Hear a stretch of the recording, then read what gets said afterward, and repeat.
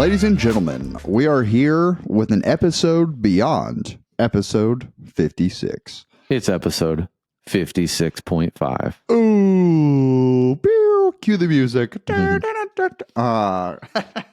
in a silly, goofy mood today. How you doing today, Brad? Yeah, I'm feeling about the same. You know, it's Thursday when we're filming this, and I'm on vacation next week, so I'm feeling that the vacation vibes hitting pretty strong today. Okay, yeah, zooming over, almost there. That's what we like to see. So, man, it's different. It was fun being with y'all last week, getting to be in studio, getting to hang out up there the whole time. We were talking about it. Jason and I were.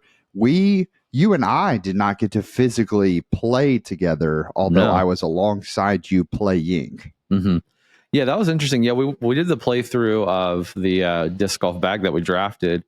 You know, don't want to give any spoilers away, but Robbie did a good job drafting Jason's bag. Let's just say that much. I was watching Silas edit it here beside me when I walked in. So, you know, some days we have good days. Some days we have bad days. Some days we have really bad days. I'll let you decide which one I was having that day. That's fair. That's fair. And we will, as a spoiler alert to next week's episode, we're going to be recapping that a little bit. So the actual round goes live. We're recording this Thursday morning. The actual round goes live on my channel at 11 o'clock Central, 12 o'clock Eastern. So it'll be out by the time you're listening to this episode if you want to watch it. And then you can hear the thoughts of Jason and Brad kind of throughout the round next week. Yeah, that'll be fun. Yeah, make sure you check it out, watch through it. It's a good time. You know, I think there's a lot of lessons learned, good and bad, from both sides. So it'll be fun talking through it next week. Absolutely. But speaking of good times, we have a good time sponsor of today's video or today's episode. Yep. Shout out to Double G Jerky for sponsoring today's episode. As you all know, big fans here at Foundation of Double G Jerky, big jerky fans in general. Amen. Here on the screen for sure. You know, they have a ton of flavors available now. They're getting ready to launch another one very, very soon. But for right now, we've got Hot Boom Sauce, Garlic Lover's Dream, which is my favorite. Nate Sexton's Sweet and Spicy, McBeast Barbecue, Smash Cracked Pepper, Teriyaki, Paul's Max Weight. And then they have all different sizes. You have your max weight bags. They have small bags as well for you. All good stuff. I don't think there's a flavor that I dislike, to be honest with you. I would completely agree. And it's easy to love the jerky when you realize that with part of every bag that's sold contributes to the promotion of disc golf to youth through Double G's Children's Foundation. So they have bought discs and baskets for inner city children and donated thousands to families in need for their event through their events. And so it makes it extra special knowing that, hey, I'm getting a quality product that's also supporting a quality purpose and a quality foundation. So like Brad mentioned, they offer multiple size bags, but one of their big hits is if you're a tournament director or you're looking for a way to spice up your players pack, you can add the 1 ounce bags. They are a huge hit because it's the 1 ounce bags. Like, I'd seen the 1 ounce bags, but then when I got to the warehouse and got to see y'all had the 1 ounce bags there, it is the perfect little treat for, I know, like we would get in from filming a video and be starving. And it's like, 1 ounce bag hits the spot. It's not too much jerky that you get like the jerky jaw situation. You know what I'm talking about? Where your jaw's like, I hate myself. So, but you get the flavor packed in with just that much. So, they also sell merchandise like the hat that you'll always see Trevor rocking, and they offer subscriptions. So that way, if you are someone who wants to, not have to think about that, you can pay a little bit a month and get a little jerky a month. They offer 3, 6, and 12-month subscriptions to get as many bags as you would like. Yeah, they also offer gift cards, so make sure you look into that. If you have a jerky lover in your life, it's like, hey, that's an easy gift. I mean, it's a summer. We're past some of the holidays for gift giving, but we're slowly but quickly approaching Christmas. That's a great Christmas and stocking stuffer as well. Make sure you check out Double G Craft Jerky. 4.9 star rating on Google and Amazon because it's good. Yeah. Discs aren't the only thing good in a bag. Like that jerky's good in that bag. You know what I'm saying? Amen. All right. And make sure you let them know that Foundation sent you by using 10% off code Foundation at checkout. Thank you again to Double G and the team for supporting what we're doing here on the Foundation Podcast Network. We are super grateful and, like I said, grateful for the product. It is truly one that we are snacking on pretty much all times. Yep, exactly. Well, today's episode should be a fun one because if I'm being honest, I mean, there's just some discs that you pick up, especially when you're in my situation where I could pick up a lot of discs on the daily, and you're like, hey, I think that feels awful. But it's I threw one of those discs today. But here's the thing. I forgot about how it felt when I threw it because it flew incredible. So that was a nice surprise for today's episode. I'm excited to jump into it. Yeah, absolutely. We got that and another disc that I actually have in my bag. So very interesting. Going to be very fun. But before let's go ahead and bring in our guest, shall we? Yep, let's do it. Welcome to In the Bag, Anthony. How are you doing today, sir? Doing good. What about you? Doing well, dude. We're in. I'm going to go with the same description that I gave on the intro of I'm in a silly, goofy mood. So we're going to see if silly, goofy Robbie is a terrible host or silly, goofy Robbie gets some love in the comments. Honestly, I don't know. It's going to be a great time.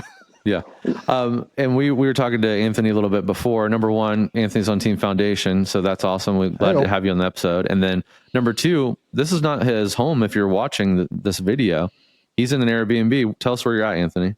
I'm at Ledgestone. I'm in Peoria, ready to tee off tomorrow for my round, even though it's the first card of the day, which is crazy.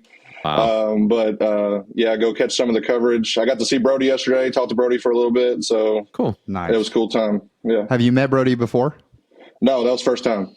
Mm-hmm. Taller than you anticipated or about the height you expected? That man is tall as can be. I was like, man, I wish I had those arms, that length, man. No wonder he could throw it like a million miles, you know? Yeah, for sure. Yeah. He's, I still get shocked. And Robbie, I feel the same way about you, to be fair. And I think in one of your birdie talk video I was in, people said that I looked like a dwarf compared to you, which I would agree. I mean, I don't. And you're not that short, what are you, 5'10"? Mm-hmm. Yeah. See, like 5'10", I think national average is like 5'10", 5'11", something like that. Yeah, something like that. So I think, yeah. So, but yeah, it's funny being around people of that stature, Anthony. I can feel you on that.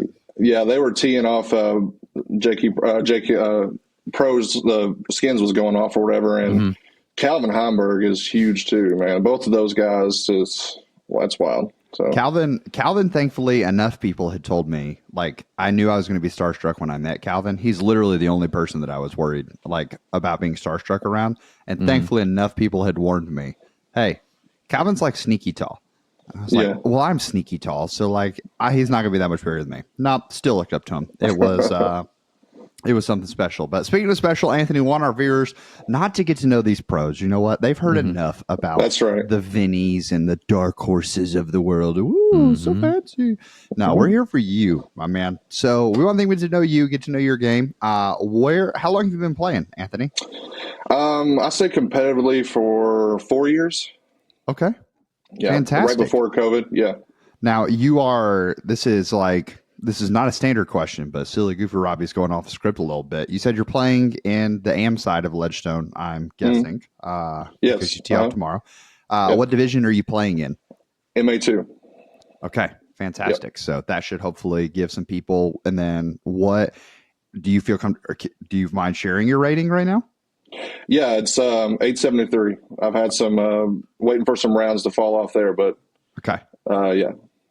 So it's been an up and down year for me too. So hey, that's fair. The life of, I feel like until you reach MA1, truly, and not only when you reach MA1, but when you have to play MA1, that's where I feel like you finally start hitting this this steady rise and whatnot. Everything else, it feels like you're kind of riding the waves the entire time.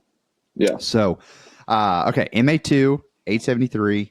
That for you competitive players out there, that's going to be information. For those of you who are just casual, just enjoy the podcast, that's going to be super confusing. Don't use that information if you don't want to. Speaking of information we want to use, we put you in a field, Anthony. We got a basket. We set it X amount of feet away from you. And we're like, hey, how far out do you feel like you can comfortably reach it with both a forehand and a backhand? So backhand, I give myself about 330 if I'm really like got a good grip and consistency going. Forehand has been new to my game, but I feel like the max is 280 for me. Okay. I rely more on a slower speed disc for my forehands, but when I disc up, it's about 280 or so. So Okay. Fantastic. So, um, okay, so if you had like a 300, let's say a 300-foot turnover or like a 300-foot option, and it needs to get to the right, is that something that you feel comfortable enough with your turnover game to reach, or is it kind of like I'm just going to play for par or whatever that may be? to be honest, I feel like my forehand can get me, if my forehand can get me like 270, 280 to there, to the circle, I'm Yeah. confident in there. So, Okay. yeah. Awesome. Yeah. So, all right. Perfect. That's it's ideas and questions I want to ask just to make sure as we're looking at because your fairway drivers, we were saying before we dove in, we actually think your fairway drivers are very well set up. Yeah. And so, especially, I think that you seem to have. I'm not gonna. Okay, we'll get there in a minute. I'm very excited about. I think the top end of your bag looks really good. So excited to kind of pat your back on this and ask a couple refining questions. Yeah. And if we can come back to the question you just asked to Robbie, maybe a little later when we get to the fairway driver section. It's so ironic because Jason and I were just talking about this exact scenario you painted, Robbie, like this morning. So and this was from the bag challenge, is made me rethink something. So we'll come back to that later when it's more appropriate. Here we go. But Anthony, you said you're confident when you get inside the circle. Let's talk about putting, Robbie. Bank. I'm so proud of you, Brad. 66 episodes, and this man, he is like we've given him the transition bug. He's very good at it now. Boom, boom. Yeah. So we set you up on the putting green, Anthony, and we have you putt 10 times from 15 feet, 10 times from 25 feet, and 10 times from 40 feet. How many are you making at each station? So I hate to sound like super confident, but I'm known for putting in my area. So 10 out of 10 for being a 10 foot, 15 foot. I'm going to give myself 8 out of 10 at 20. It's just that memory for sure. And I give myself about 5 or 6 out of 10 at 40, maybe a little bit more. I'm pretty confident within 40. That's awesome. If I'm not hitting basket or chains, I'm a little disappointed. So yeah. What style of putter are you? Spin putter? Yeah, it's like a hyzer spin kind of sort of. Yeah. Okay. Yeah. And at 40, you're not stepping at 40, are you? No. Okay, that's what I like to hear. Yeah. Okay. Yeah, that's it. Some people, I'm going to go ahead and defend you in the comments, Anthony, because some people are going to hear that and be like, wow, Anthony's overconfident. That's my impersonation of people on the internet. But I think that if you are a spin putter, and I tell people this all the time when I'm teaching them because I do putting lessons in our local shop, I will gladly teach you a spin putt right off the bat because I truly, in my heart of hearts, think that spin putting is more versatile than push putting. Yeah. By far. But spin putting requires a confidence that so many players do not have as beginners, nor will ever have in their disc golf career, to trust that, like, you know what? I have the same % chance of making this 40-footer as I do if I spin it and I'm 40 feet on the other side. Yeah. So, like, for me is, I always say this, I'm so used to I'm not getting off the tee clean all the time. So I'm so used to putting. So, like, outside the circle. So that's why I'm more confident of hitting into there. But, like, if I'm really far out of the circle, maybe even outside circle too, I'm giving it a lot of spin to, like, generate there. If I'm inside the circle, it's not more, it's a kind of a spin, but it's not as heavy. Because I don't want that roll away if the green is fast or whatever the case may be. I just want it to stick. So, Fantastic. Well, I applaud it, man. My coach had to teach me like a pretty basic spin putt from like 25 to 30 feet, and it's a lot of fun to pull that thing out on like I'm stuck behind a tree or I'm stuck like low and I got to spin it up. I surprised myself with one of them in my round yesterday, and I was like, I don't know why I don't do this more often. Like, hitting a spin putt is so satisfying. It feels so good. It feels so good to see that thing go in. Absolutely. Well, our final question, Anthony, is what would you consider the biggest strength of your game? Definitely putting and approach. I feel like I scramble pretty well from within like 200 foot in, Okay. just to get to the basket. So, and then the putting of, is definitely my strong suit for sure. Fantastic. Now, before we started recording, you said you're from the Frankfurt area. Is it a lot of woods golf in that area? Yeah, well, we have 3 courses. We just built one recently, but 2 of our courses are very wooded. We have a beginner friendly wooded course, and then we have an intermediate to advanced level course on a brewery farm, and then we have a wide open course. Okay. So we got a range of all kinds of courses around there. Yeah, that's nice. I think that I would love for someone to start building a map. And I don't think it has to be a listener. It needs to be someone who's like traveled a lot and has a decent amount of experience, but like to build regional golfers, like saying, oh, you're from Birmingham. That means you're probably pretty good at like technical shots and elevation change. You're from like the Gwinnett County area, so you're probably good at wooded lines. You're from this, like, go around the country and talk about that, because I do think that where you're from kind of shapes the golfer you are. Like Charlotte golfers, I will always assume can scramble with the best of them because you miss the fairway at all in Charlotte and you're scrambling. So always a curious piece. Well, let's dive in. Let's not tease our folks anymore. We're going to jump into the distance drivers right off the bat because, like I said, I think that you have disciplined yourself very well as someone who's only throwing 320, 330. And I'm going to correct myself by saying, I use the word only throwing. If you throw above 300 feet, do realize, people, you are better than a lot of golfers out there in the world. So like 300 feet of distance is great distance to have. It's not, quote, elite distance, but like for average golfers, for weekend warriors, you throw 300 feet, you're doing pretty well. So with that distance, you have 2 distance drivers in the bag. A trespass and a Hades. What do they do for you? So I'll start with the Hades first. I'm reaching for the Hades quite a bit on a long hole. It is one of the prototype Paul Macbeth ones. It's seasoned really well. It's still got a little bit of stability to it, but if I hit it hard, it will turn. I threw that thing all over the course at Eureka Perm yesterday, man, and it was beautiful. I had a great flight out of it. It'll finish, but it doesn't finish hard. Okay. It'll kind of finish soft. The trespass is more for of a headwind type. I guess when I step up to the tee, if it's really strong, because sometimes I still will throw that Hades on a headwind, but not as strong. Like, so the trespass to me is more of beef, and I know it's going to come back just a little bit for me. Yeah. And I'm not getting as much distance with the trespass I am the Hades, but I am still getting a good little S line out of it. Yeah. So here's my experience with the trespass, and you can tell me if this is wrong.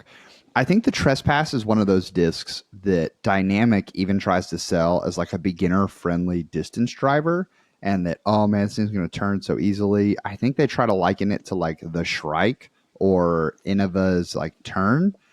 And I feel the trespass is way more stable than the Shrike or the turn.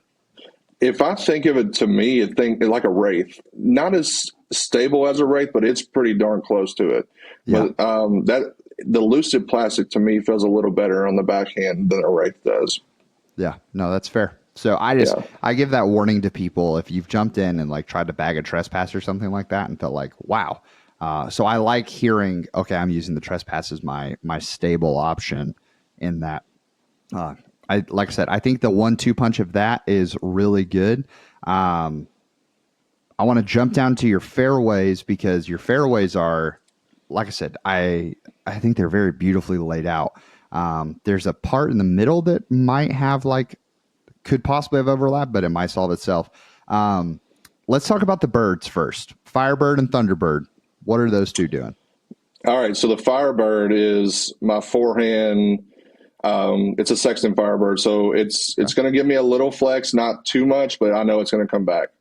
It's for more of a hard, like if I had let's just say like a 260 hole, 270 hole that's going to really shoot right the last 40 foot of it or 30 foot of it. That's what I'm going to. Okay. Awesome. Yeah. And then your Thundy? My Thunderbird it's weird. I can use it both ways, so I like it. So I use the Thunderbird a lot to scramble. If I'm pinched, I can pitch out with that thing and give it a nice turn, and I know it's going to fade back to the fairway. So if the fairway shapes to it, I can definitely get that out and then hopefully be in the open where I'm stepping out around a tree or something like in that case. I also do throw it on backhand as well, which you'll get to my Valkyrie. But for more of a headwind, I'll throw that Thunderbird, and I know it's going to give me. It's a Halo Thunderbird, so I know it's going to give me a little fight back. Okay. Yeah. Interesting. Okay.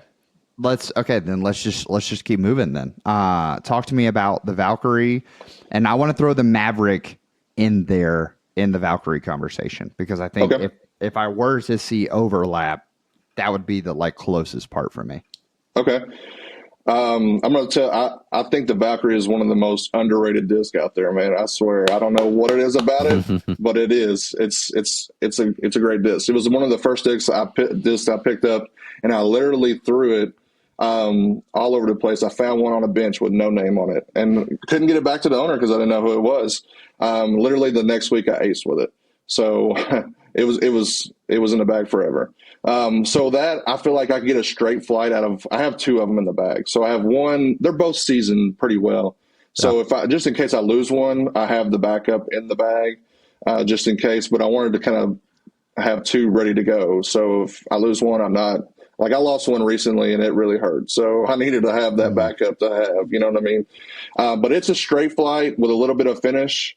I have recently tinkered with it on a forehand line, which is pretty cool flight, especially for a hole that, you can get a good S turn out of it.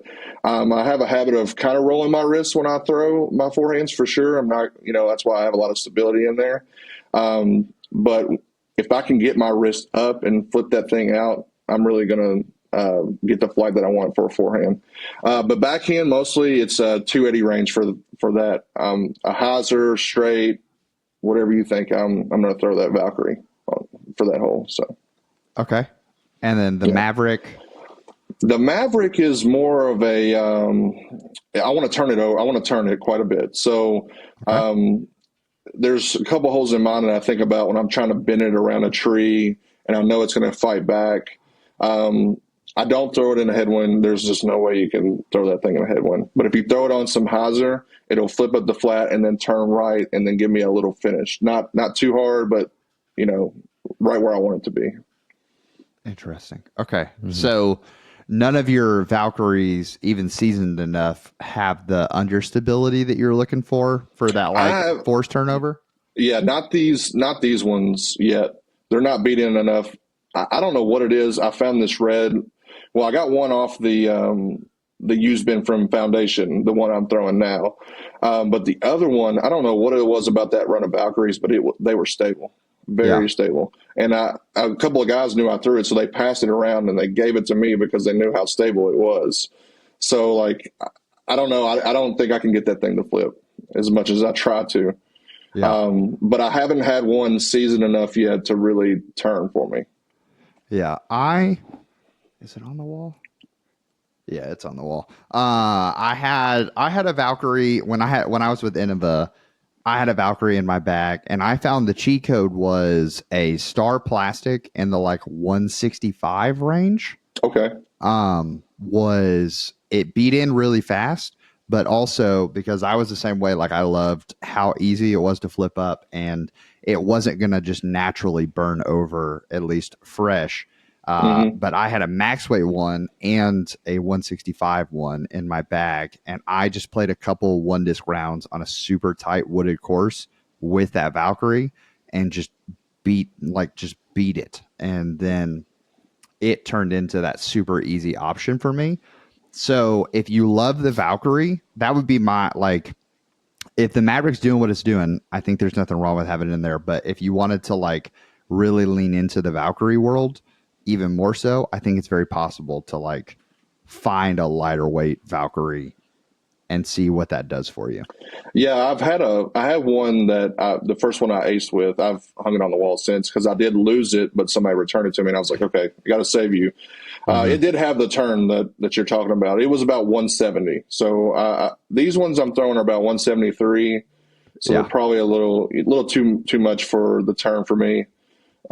So probably discing down for sure would be a great thing. The Maverick I've had in the bag for like since I started. It was like one of my first CTP prizes I won, and I could just shape that thing any way possible. And it's not a roller yet. I don't know how it's not. It's been scuffed and bruised and beat up forever. So yeah, Can I throw in a random thought? Yeah, fire away. Have you, Anthony, tried to take that Maverick and back to like 50% power on a forehand and focus on like a hyzer release for a forehand with the Maverick? Have you ever done that? I have not. I've thought about it. I've definitely thought about it before, but I'm afraid I'm going to roll that wrist bad, and it's just going to be horrible. Well, here, and I'm like relating to you because I was throwing like very overstable stuff for my forehand, like Raptors and things like that. And what it did was I felt like it was so overstable that I had to kill it. So I was like rolling my wrist and kind of like chopping now. And then I backed down to a lift finally and started throwing a lift on forehand. And what that is allowing me to do is I don't feel like I have to throw it nearly as hard because I know it's like slightly understable, but I throw it like 70% power and it'll flip up. And I've gotten a lot more distance with it. I know a lift and a Maverick are different discs, but just as a feel thing, as an experiment sort of thing, I would just encourage you maybe with the Maverick, even while your Valkyries don't sound very flippy, but something that's slightly flippy, back off the power and focus on like a little bit of a highs release and just kind of like kick it out there and just see. I bet you'll probably, worst case scenario, throw it just as far as your farthest forehand with 50% power. I'd almost guarantee that. Yeah, I'll definitely have to try that for sure. It's having that little touch shot in the woods is, gosh, it's just so satisfying. And even when you have like calm conditions and you want to throw just a fairway shot, it is so nice to have. The Impulse is new to the bag. It is fun. I don't know what it is. It's not as flippy, I feel like, right now as it shows on the disc. But I feel like I could put that thing on a steep hyzer and this is going to flip the flat for me in this ride. When we played at a course on the way from Kentucky to Indiana, we played at a course that had a lake around it, and I was just scared to throw my Valkyries at all. So that was a sacrifice disc if it was going to go, but it didn't. It gave me the greatest flight and got around there, and I was like, well, you're here, so you're in the bag. So I like it. I think it's a faster Maverick, to be honest. Okay.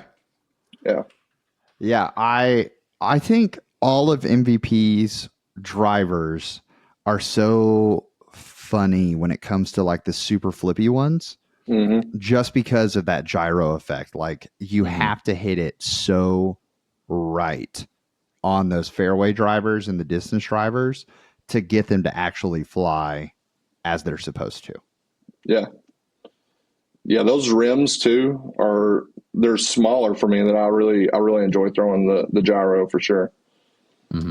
Yeah. Okay. Well, let's jump. We're gonna jump mids and come back to them because mids, not a ton of mids in the bag, just in general. So definitely why we're focusing there.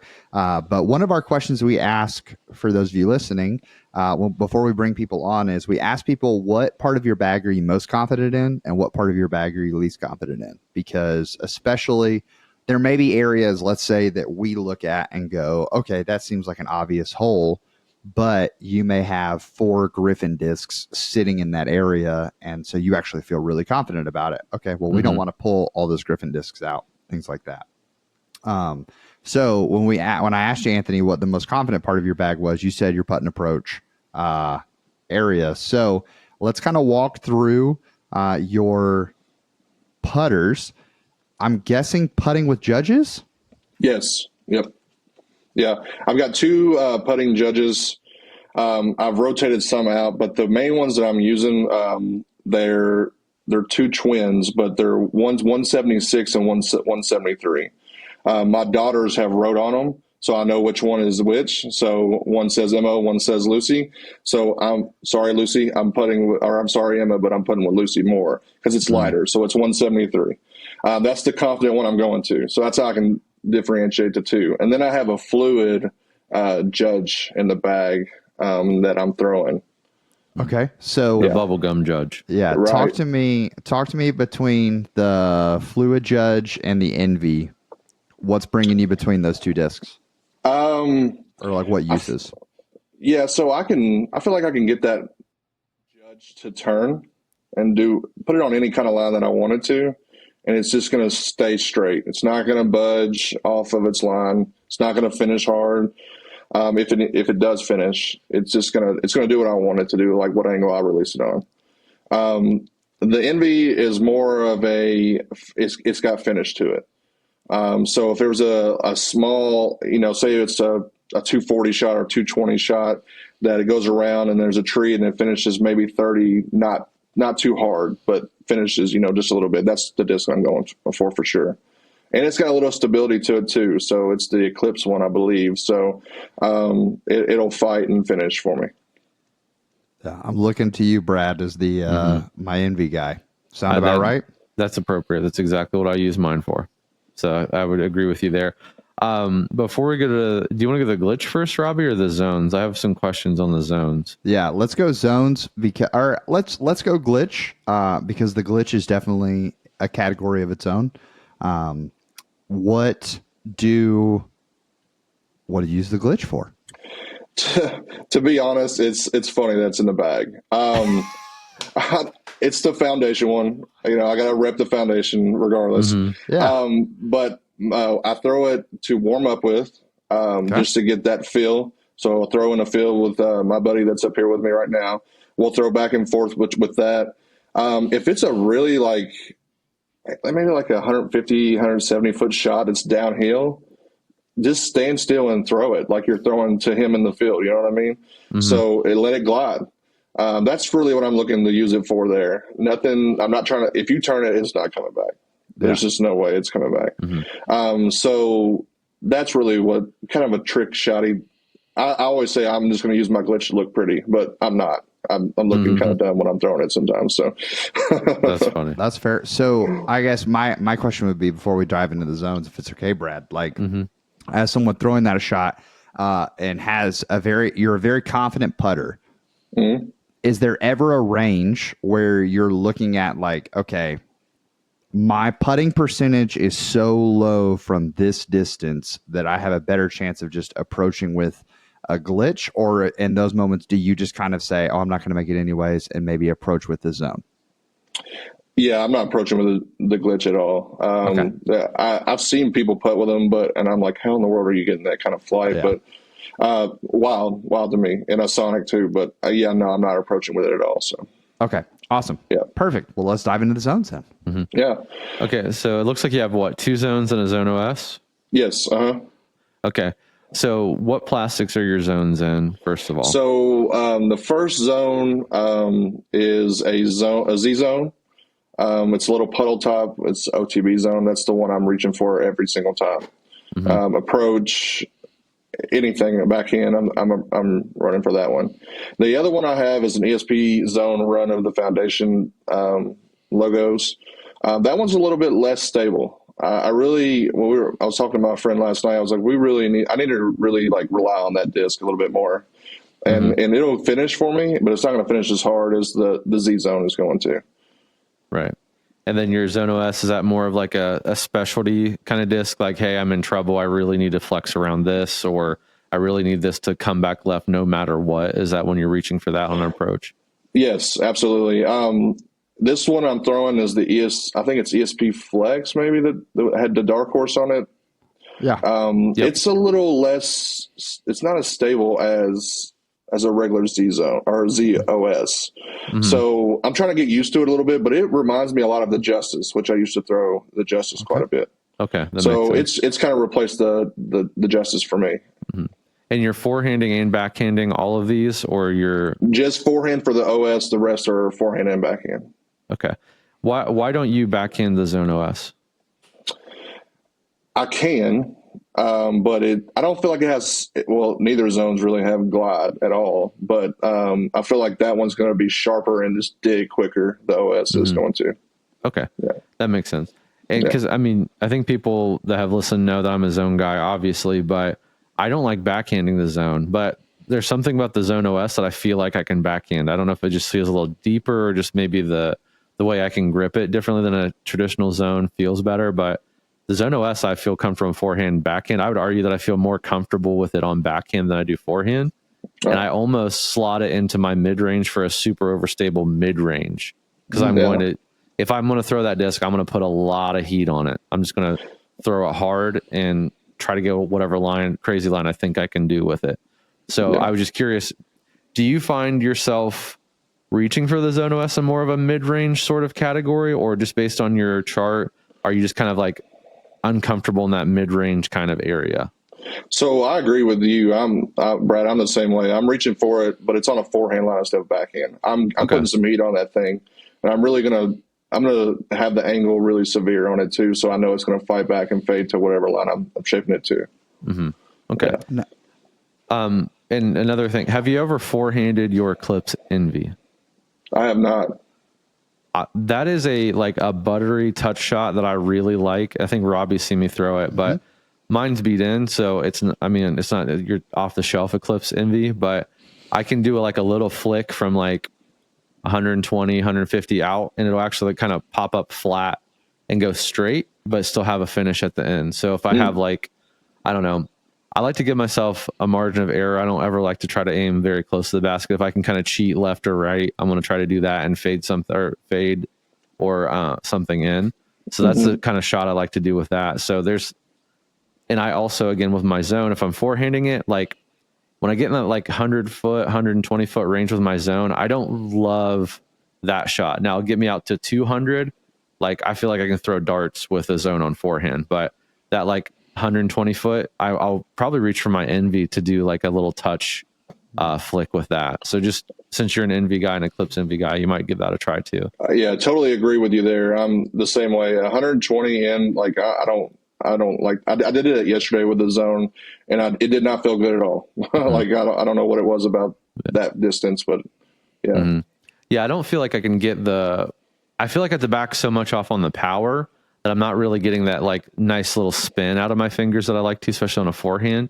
Yeah. And I feel like my margin of error grows exponentially the closer I get with my zone versus the farther back I get with it. Yeah. Yeah. Now, my question would be, as someone who played with all of the foundation guys last week and felt like the odd man out with not having a zone OS in my bag the entire time. My question regarding the zone OS compared to a disc you said you used to throw is the Justice. One thing I really like about the Justice is I feel like the Justice does not sit. It's going to hit and skip pretty much every single time. If the grass isn't right now, it's not hitting and skipping because the grass is so humidly wet at all times that I don't care if you rubbed it in Vaseline, it still wouldn't skip, kind of a deal.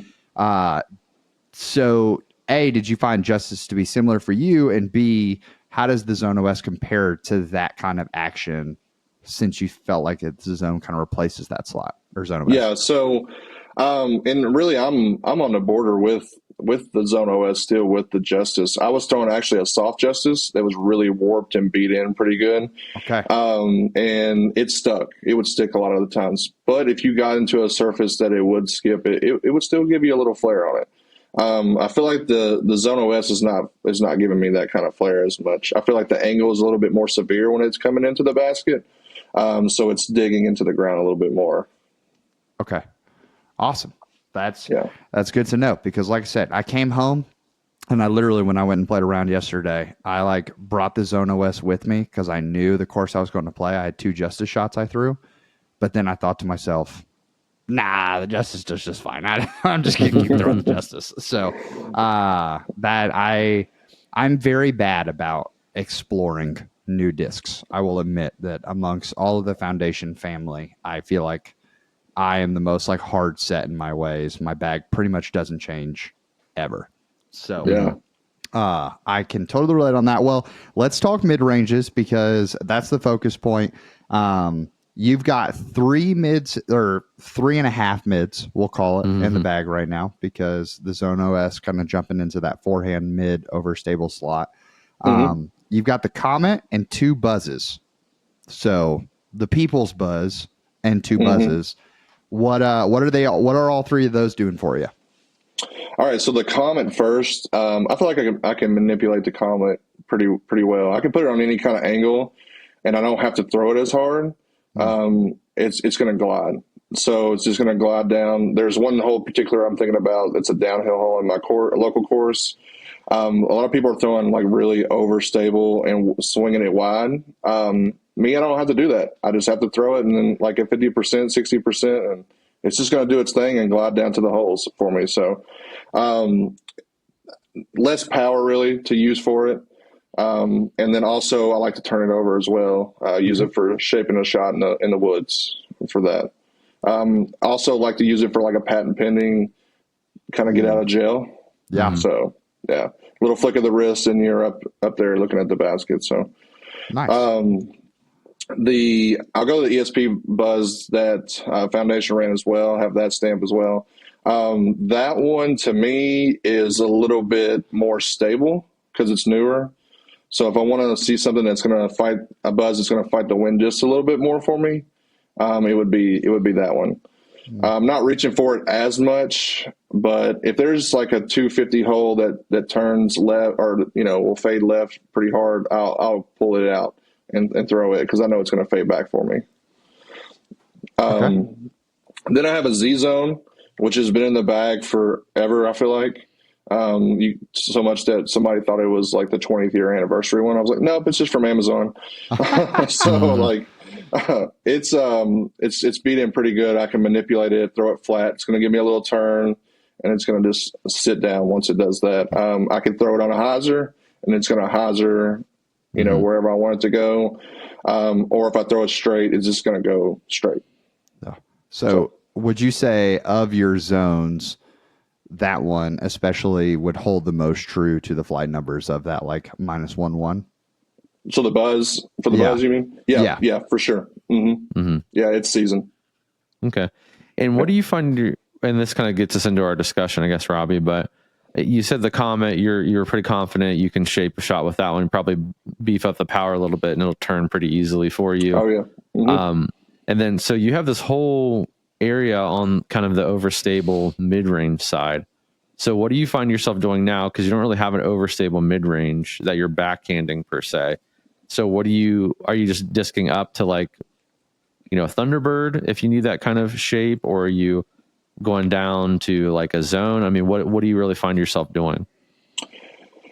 It's strange. So I feel like I'm swinging my buzz really wide and trying to give it a severe angle to let it crash. Sometimes I don't hit it right and it's going straight. Like it's not going to give me the fade. I'm trying to manipulate it as best I can, but it's not the disc that I need to fade and give me a reliable fade.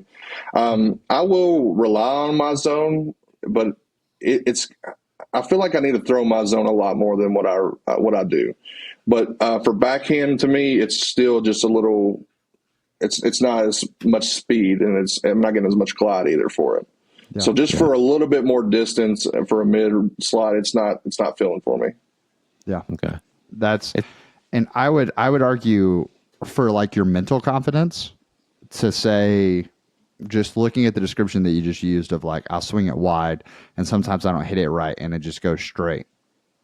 My belief is that like, it isn't that you're hitting it wrong. I think you hit it really right, and that's what's causing things to like actually just straighten out for you. So I want to give you the confidence in that of like, when you throw a disc on extreme hyzer and it stands up and rides straight, you did not throw it. Most of the time, you did not throw it incorrectly. You actually nailed that shot. It's just like you said, it's manipulating the disc. We can manipulate a disc only so far. Yes. And then you just need to find the right option, which is hopefully what Brad went out and tried for you today. So, Brad, you tried 2 Frisbees today. Yeah, I'm really pumped because I already know the one that's going in your bag. He already knows. Already know. You know what? Let's just cut it. Wrap it. Yeah. All right, here we go. We'll just recommend it. See you later. No. So today I threw the Wasp, and then I threw the Eclipse Reactor. So. Okay. So feeling good, because a lot of times when we do this, I'll look at the bag and I'll think to myself, like, okay, I'm not going to recommend Prodigy here because the man has no Prodigy in his bag. But sometimes we do recommend a brand that you don't have just because, like, maybe they've just never tried it before or something like that. So you never know in terms of, like, do they not have it in their bag because they hate it, or do they not have it in their bag because they haven't liked it? But I very much wanted to recommend these two discs because looking around this speed range, I was like, all right, he's got a gyro fairway and a gyro putter, so it could work. And then he has Discraft fairway, or he has Discraft approaches, and then he's got Discraft distance driver. You don't have any Discraft fairways, but the man has a lot of Discraft in there. So I imagine he already has Discraft mids, so maybe this could balance it out. So in terms of hand feel, you also bag Discraft and gyro a lot in your bag, Brad. How did the hand feel go? Okay. I have grabbed a Wasp 308 million times, and every time I grab the Wasp and just grab it, I'm grabbing to put in an order or put it on the shelf, I'm like, man, this disc sucks. Like, that's what I think. I grab something like the Reactor, and I'm like, this feels very good because I like how gyro typically feels. And it doesn't have any, like, bead at all. I don't mind a bead, but most of the time I prefer not to have one. So on feel, the Reactor wins, but spoilers, that's the only place it's going to win today. Okay. Well, so with that being said, what kind of lines were you throwing these on today? I was throwing the Reactor in the dirt a lot for whatever reason. I could not get a clean release from this disc. I don't know what it is. It just did not jive with me at all. I did get a few, but really, I mean, I just feel like I expect a little more. What I expected out of the Reactor was maybe throw it on a little hyzer and it kind of pop up, but then go straight and have a finish. That's kind of what based on the numbers, based on what I've heard, that's what I expected it to have. It was like a little more flippy than I thought it was going to be, which I thought was very strange. I don't know why that is. Maybe it's the particular one that I have. Maybe I'm awful at disc golf. I'm not sure, but it went straight, and that's about it. It didn't really have any fade or a lot of fade, which I wanted it to have. In this slot that I'm looking for you, and again, I don't know this until afterward. Now that I see it, I'm like, this man needs some fade, like in a mid range. Yeah. But you need something that you can cook out straight if you need to and get fade. The Wasp, as terrible as it felt when I grabbed it off the shelf, I didn't think about the hand feel one time when I was throwing it because I threw it so well.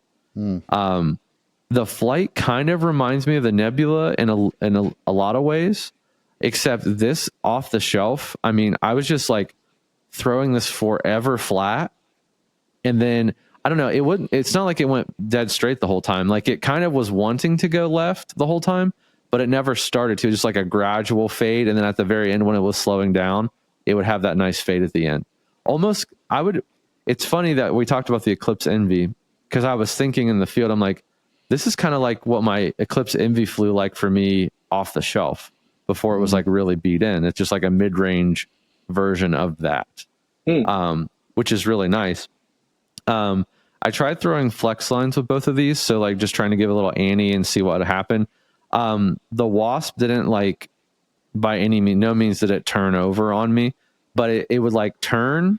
You know how it is with that Anheuser, and I'm sorry if you're not a visual watcher right now, but you give it kind of that ante, and what the Wasp did was just kind of like slowly turn back so that it was like level and just kind of laid down.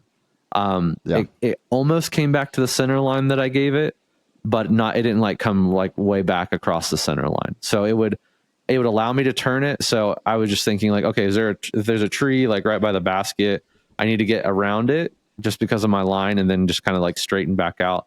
Great disc for that shot because it has enough stability that I won't, even if I mess up, I'm not going to turn this over. But it didn't like do this huge hard S line, which I think is really great. The reactor, when I gave it Annie, just wanted to stay and keep turning. So I don't know what the deal with that was. Forehand was kind of the same thing. I'm a hyzer release forehand, so it kind of just like kept my hyzer line with the Wasp, kept my hyzer line the whole time. I still could throw it pretty far. It only has 3 glide, but I just don't feel like I agree with that. I feel like it has more glide than you would guess based on the flight numbers that talking about the Wasp.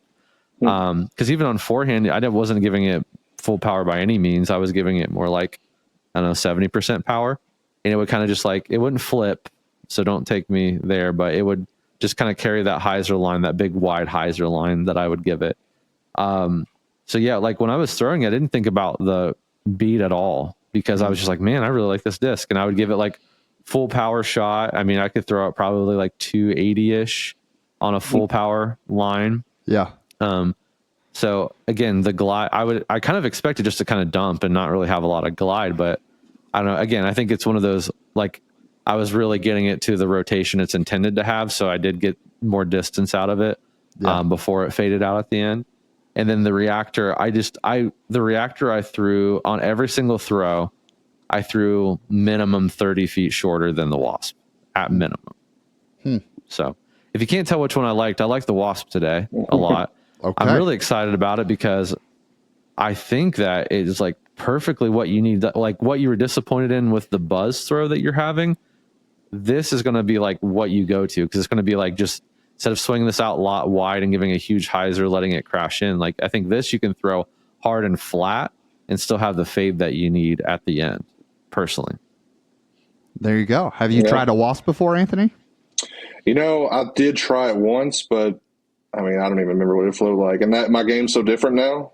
I'd love to give it another try for sure. Come on. Well, if we put this in the mail and mailed it to you, would you be willing to come back on and let us know if it is the extra punch that your mid-range lineup needs? Absolutely. Come on. Well, sick. Well, we will put that in the mail for you. Anthony, thanks for coming on, man, especially in the midst of a vacation/travel week for you. And let's I hope you crush it tomorrow. Yeah, same. I appreciate it. Thank you and very Saturday much. and Sunday. Yeah. Yeah, thank you, man. I appreciate it. Awesome. Well, we will be following along. And if we will be following along, rooting for you, and hopefully look forward to hearing that the Wasp worked out for you. Thanks again for coming on, man. Thank you. You know, we always giving that peek behind the curtain and whatnot. So I was telling Anthony as he left, it's very rare for me, Brad, to see you get that hyped about a disc. And I think people may not believe that as listeners, because like I know a friend like this may be in the bag. When like you legitimate hype. Yeah, and again, I think it's just, I don't know if I just had really low expectations and it just like blew it like out of the water for me because it was so good. I'm not sure, and I think it's probably conversely because I had really high expectations for the Eclipse reactor. You throw that in your bag. I think some of the guys like it as well. I've heard really good things about Eclipse reactor. I know the Charleston store is always ordering them as well. So I was like, man, this is obviously going to be a no-brainer. We're going to do Eclipse reactor, and then we're going to go from there. And the Wasp is garbage, and the Eclipse reactor is not garbage. The Wasp was just, for me, so much better experience and like the flight that it gave me. So I was excited. It's fun to get excited about disc once in a while. Dude, absolutely. Well, speaking of things that we get excited about, I always get excited when I get to wake up in the morning and put on Flippy Disc Golf apparel. And Flippy is the presenting sponsor of not only In the Bag, but this week they're sponsoring What's New in the Warehouse. Yep. Appreciate Flippy. Make sure you check out the discount code below. They have the Foundation collection, the Robbie C collection, the In the Bag collection. We have a lot of stuff going on with them. And I guess a little teaser, there's some new designs coming out in the Foundation section here very, very soon that may or may not coincide with the Bogey Road Tour. So make sure you're always checking that out and use the coupon and code below to make sure you get a little discount for yourself, and you can rep your Flippy gear while you're throwing your new discs on the course that you checked out because of what's new in the warehouse. Come on. Well, we got what's new in the warehouse, Brad? All right. Hear me out. Announcement. Discraft people, here's your announcement. Alert. We have like crazy restock of all things Discraft. The biggest one is we finally have all of our Zone OS variants. So we've got Jawbreaker Zone OS, we got Putter Blend Zone OS, we got Soft Zone OS, we have Z, we have Tour, we have all of the Zone OS varieties that you want. We were just talking about them. I think I'm actually going to take my Z Zone OS out of my bag for these Jawbreaker ones because they feel excellent. Okay. And I like how grippy they are. So I love that overstable flight, and I feel like I can rip on it even harder because it's going to be more grippy.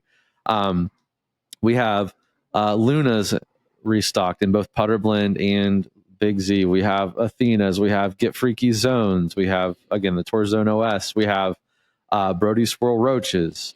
We have Stings, Robbie. We have some Stings. Venoms, and then the biggest thing, and I threw one of these for warehouse guys throw stuff so you don't have to. Yeah. All the Z Light discs, we have those in as well. So for those of you who don't know what that is, it's Z plastic, which is very light. They have like kind of the bubble in the rim similar to Blizzard.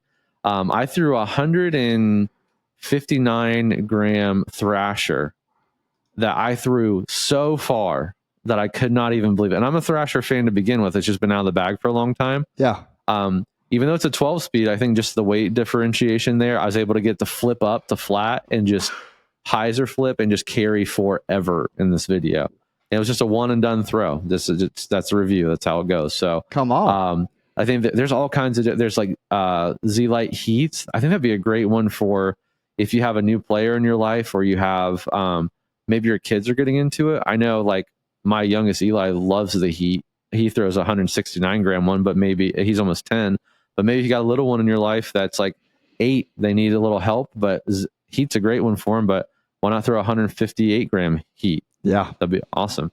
So we have all the Z Light. So make sure you check those out. There's even like Nuco S's in Z Light, which is hilarious to me. So if you need that disc, you're like, man, I wish it was a little lighter. We got that too. And for you dyers, we have all white bottom stamp buzzes, thrashers, nukes, roaches, and zones. Okay. So check those out.